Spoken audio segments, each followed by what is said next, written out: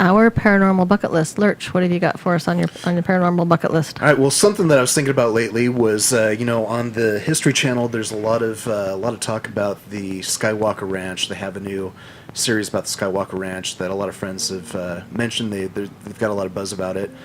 For the longest time, I always thought Skywalker Ranch was in the northwestern part of the state, out like in the desert, out by like Tooele or somewhere out in the West Desert.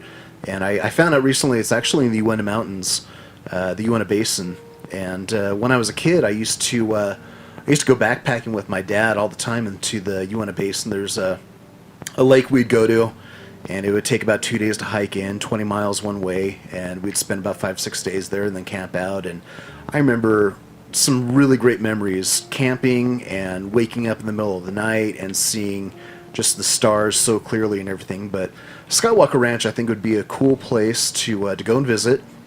They've had all kinds of phenomenon, not just with paranormal, with ghosts and spirits, but also with cattle mutilations, chupacabra, I guess you could call it. I don't know if it's aliens. They've had mysterious visitors, stuff like that.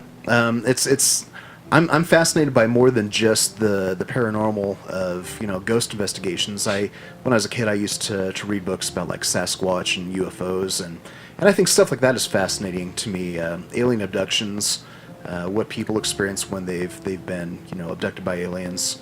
But I think Skywalker Ranch is kind of like a hot spot for a lot of that activity. As I mentioned, it is in the Uinta Basin. My dad, when he was young, he was probably in his mid-20s. He hiked up there by himself. And usually, this is a trip that we would make as, my two older brothers, myself, my dad. But it was before he got married. And he decided he wanted to go backpacking and go camping, go up to the lake that we always go to.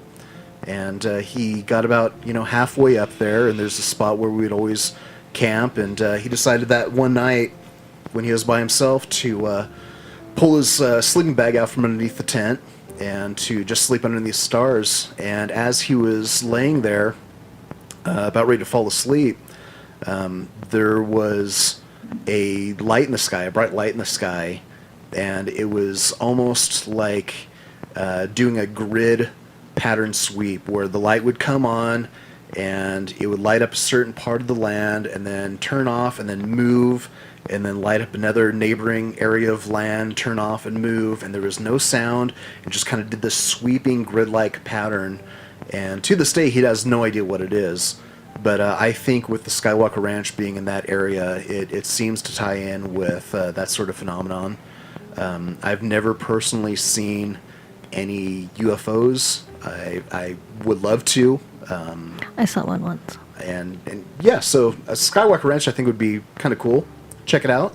I would love to do an overnight investigation there to just be able to camp out and have several different recorders set up all around the place. Have cameras, hunting cameras. I think would be cool, where you could if there's any kind of movement, it would be able to capture still photographs and have those. I mean, it's hard to get onto the property. That's one thing. Yeah, I think he will let people on, but I think he vets you out pretty good. You can't just be anybody that goes there. About to say, you've got the namesake Skinwalker, too. Exactly. Got to worry about that as well. Exactly. Absolutely.